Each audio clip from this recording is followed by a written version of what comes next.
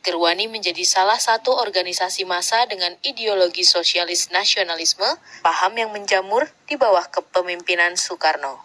Ada suatu kesadaran politik dari tingkat pelajar sampai ke mahasiswa dan sampai pemuda, termasuk juga kaum buruh, kaum tani, ingin bersama-sama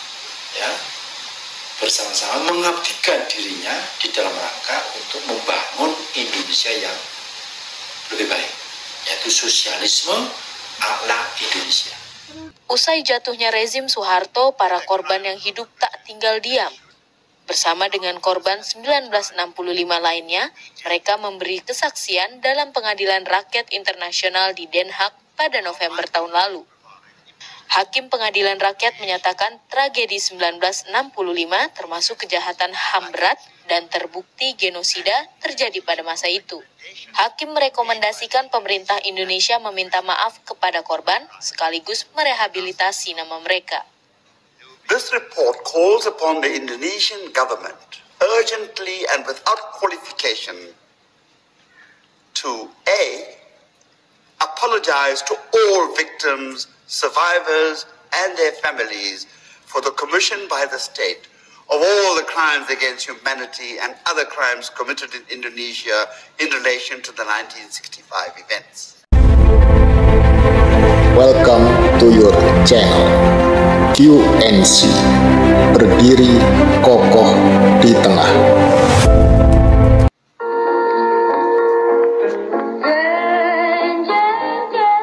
Di lubang buaya, lagu Genjer-Genjer diputar. Perempuan-perempuan dari Gerakan Wanita Indonesia atau Gerwani menarikan tari harum sambil menyiksa para jenderal. Begitulah Orde Baru menyebarkan propaganda negatif tentang Gerwani yang ditayangkan lewat film pengkhianatan G30S tiap tahun selama Soeharto berkuasa. Setelah Soeharto jatuh, bermunculan hasil riset yang membantah propaganda sejarah versi Orde Baru. Tidak ada sayatan dalam jenazah para jenderal. Mereka meninggal dunia karena ditembak.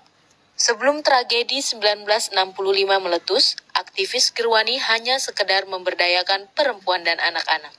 Pergerakan Gerwani itu memang tidak saja di bidang-bidang kewanitaan, tetapi juga meliputi keseluruhan kehidupan rakyat Indonesia seperti pendidikan, ya, otomatis kan pemberantasan buta huruf, kemudian mengangkat ekonomi rakyat, ya waktu itu sudah didengungkan koperasi, tapi belum terwujud koperasinya, ya, tapi sudah ada itu modal bersama, itu sudah mulai mengalir ke bawah, itu artinya ke akar rumput.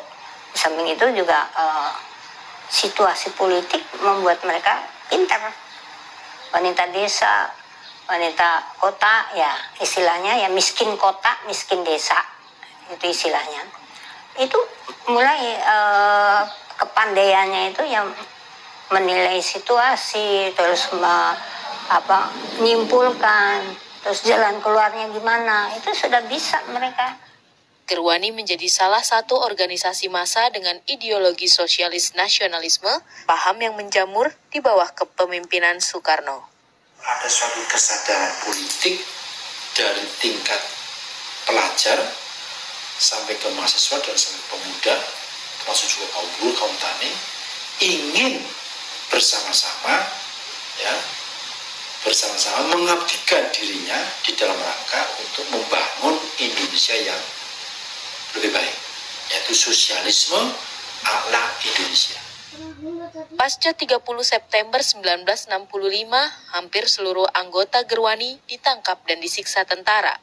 Mereka dipukul, ditelanjangi, mendapat kekerasan seksual, hingga dibunuh. Kalau perempuan korban biasanya penyiksaan dalam bentuk penyiksaan seksual, kemudian penganiayaan seksual juga terjadi, itu yang khas terjadi pada perempuan, kemudian juga pemaksaan dalam penangkapan gitu. Usai jatuhnya rezim Soeharto, para korban yang hidup tak tinggal diam.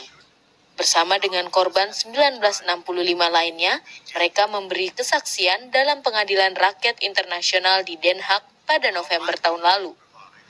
Hakim Pengadilan Rakyat menyatakan tragedi 1965 termasuk kejahatan HAM berat dan terbukti genosida terjadi pada masa itu. Hakim merekomendasikan pemerintah Indonesia meminta maaf kepada korban sekaligus merehabilitasi nama mereka. This report calls upon the Indonesian government urgently and without qualification to A, apologize to all victims, survivors, and their families for the commission by the state of all the crimes against humanity and other crimes committed in Indonesia in relation to the 1965 events. Namun hingga kini hal itu belum dilakukan. Stigmatisasi terhadap korban 1965 dan khususnya Gerwani akan berlanjut apabila pemerintah tak turun tangan. Pelurusan sejarah juga diperlukan untuk menghilangkan stigma yang melekat kepada para korban G30S, juga terhadap anak dan cucu mereka gitu.